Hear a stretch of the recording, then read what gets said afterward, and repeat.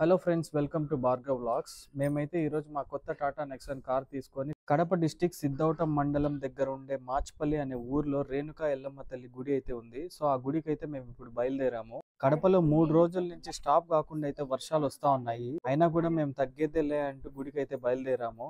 మొత్తానికైతే మేమైతే ఇంకా గుడికి అయితే వచ్చేసాము. మీరు ఇప్పుడు వీడియోలో చూస్తున్నది రేణుకా ఎల్లమ్మ తల్లి గుడి ముందర భాగము. గుడి ముందర భాగం అయితే చూడ్డానికైతే ఈ విధంగా ఉంది.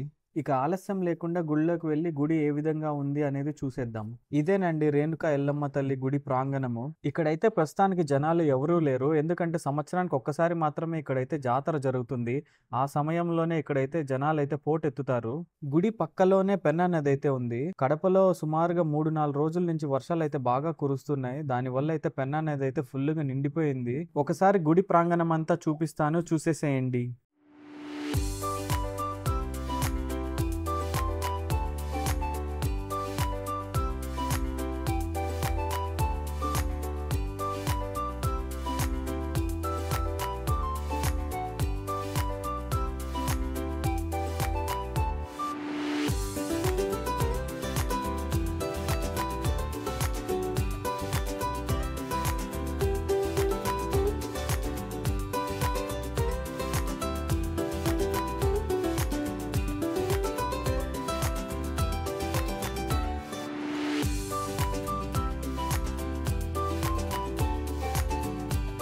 మామూలుగా అయితే గుడికి అయితే తాళాలు వేసి ఉంటారు.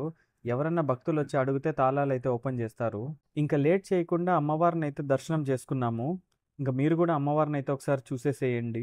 ఈ గుడికి అయితే ఒక పెద్ద చరిత్ర అయితే ఉంది. ఈ చరిత్ర గురించి నేనైతే మా అమ్మని అడిగాను. మా అమ్మ అయితే చెప్తా అని చెప్పింది. సో మీరు కూడా మా అమ్మ ఈ గుడి గురించి చెప్తాది, కొంచెం వినేసేయండి. అమ్మవారికి అయితే మంచి అలంకరణ అయితే చేశారు. కానీ అమ్మవారు చూసేదానికైతే చాలా కోపంగా కనిపిస్తా ఉంది కదా. ఈ కోపానికి కూడా ఒక కారణం అయితే ఉంది. ఈ కారణం మా అమ్మ అయితే నెక్స్ట్ వీడియోలో అయితే చెప్తాది. ఇక మా దర్శనం అంతా అయిపోయిన తర్వాత ఇక ఆలస్యం చేయకుండా మనం గుడి చరిత్ర అయితే తెలుసుకుందాము. ఈ గుడి గురించి నా మాటల్లో చెప్తాను, కొంచెం వినండి. ఈ ఎల్లమ్మ ఇక్కడికి ఎందుకు వచ్చిందంటే, పూర్వీకుల కాలం నుంచి ఈమె బుదురుటిపల్లి అంటే బుత్కూరులో ఉండిందనమాట. అప్పుడు మేము పూజార్లం అనమాట. ఆ గుడికి మా అత్త వాళ్ళు, మా మామ వాళ్ళంతా పరిపాలించే వాళ్ళు, పూజార్లం మేము అన్నమాట.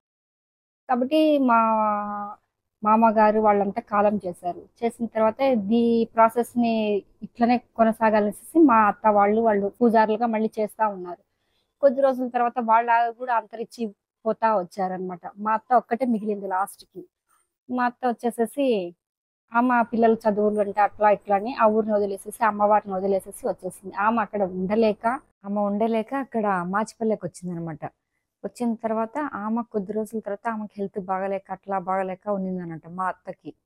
ఉంటే ఆమె కళ్ళేకి వచ్చేసేసి అప్పుడు చెప్పింది, అమ్మ నేను ఇక్కడ ఉన్నానమ్మా, ఆ ఊర్లో ఉండలేక నన్ను ఇక్కడ వచ్చి మీరు ఇచ్చేసుకుందిరా అండి దర్శనం అంతా అని చెప్పి చెప్తే, మాకు అప్పుడు మేము అప్పుడు అక్కడికి మాచిపల్లకు వెళ్ళడం జరిగింది.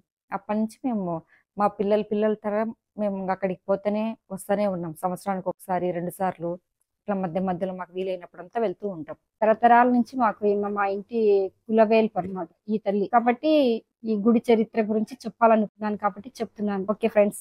సో ఈ విధంగా ఈ గుడికి అయితే ఒక గొప్ప చరిత్ర అయితే ఉంది. ఇక దర్శనం అయిన వెంటనే పక్కనే ఉండే పెన్నా నదిని అయితే చూసేదానికి వచ్చాము. కడపలో గత 2 రోజుల నుంచి ఫుల్గా వర్షాలు కురవడంతో పెన్నా నది అయితే ఫుల్గా నిండి పొంగి పొర్లుతూ ఉంది. మీరైతే వీడియోలో చూడొచ్చు.